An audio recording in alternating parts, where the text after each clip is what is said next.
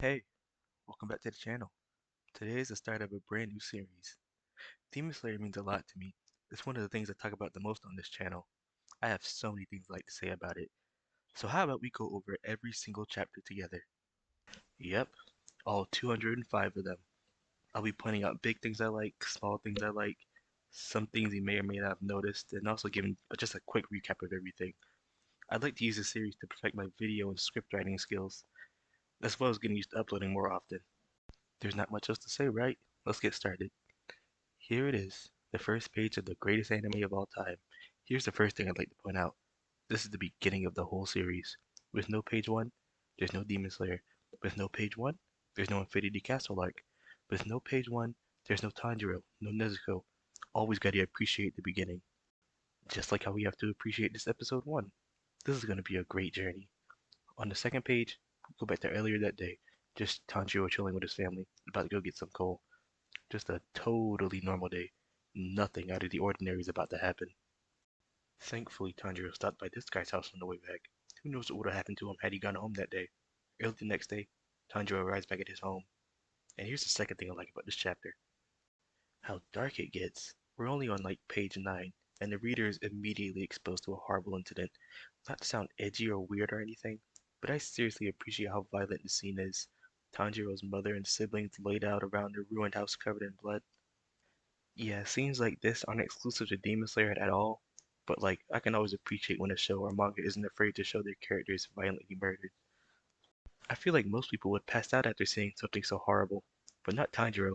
Seeing his little sister still alive, he immediately picks her up and starts running, hoping he can somehow save her, already showing how strong and determined he is. Little does he know she's not human anymore. But I just realized something.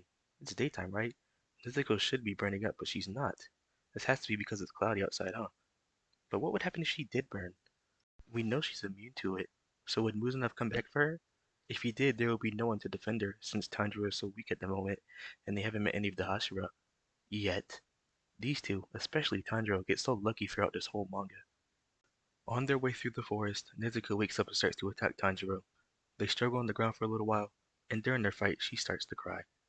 I kinda love this. I don't think there's any other demon in this series capable of genuinely crying. There's Daki, but her crying doesn't feel like it comes from the soul. She's a brat, only crying because she got beat. But Nezuko feels different. And of course there's Doma, but his is obviously fake. It must suck losing control of your body and attacking someone you love. And add losing the ability to speak on top of that. I'm not entirely sure if Nezuko remembers exactly who she is at the moment, but the fact that she can cry means the normal human Nezuko is still in there somewhere. It shows she's just as compassionate as her brother. At least that's how I interpret it. But their emotional moment is interrupted as they are attacked by Giyu, a very, very ugly Giyu. Who is that indeed, Tanjiro? He's looking so much better these days. Giyu being the Hashira to show up here is so perfect. I feel like he's the only Hashira who would have been willing to listen to what Tanjiro had to say. Sanemi and Oben are too cruel, and at this point of the story, Muichiro is emotionless and cold. I'm sure Guillaume would cry his eyes out and just kill her anyway. Rengoku's nice, but he was very against letting Nezuko live at the first Hashira meeting, and I think Tengen would just ignore Tanjiro. Shinobu is very bitter towards all demons, and I'm sure Tanjiro trying to convince her would just piss her off. Maybe, just maybe Mitsuru would spare her. She's so kind, but it's better not to take any chances. Giyu showing up was a miracle. The two argue for a little while, and after some crying and complaining, the ugly Giyu shouts at Tanjiro and tells him to toughen up. If he wants to protect his little sister, he better get up and fight for it. Not everyone is going to be willing to listen to him. So, he gets up and does just that. This is my favorite part of the chapter. He throws a rock at Giyu, then tosses his axe up in the air when he's hidden behind a tree. He then charges at Giyu with his arms behind his back, making it look like he was still holding the axe. Tanjiro knew he wasn't going to win, so he was hoping to catch Giyu by surprise with a cheap shot. His accuracy was impressive, almost hitting Giyu right in the forehead, also showing off his impressive combat IQ and bravery. A new Hashira in the making. Peak storytelling. Tanjiro was out cold, but Nezuko still has some fight in her.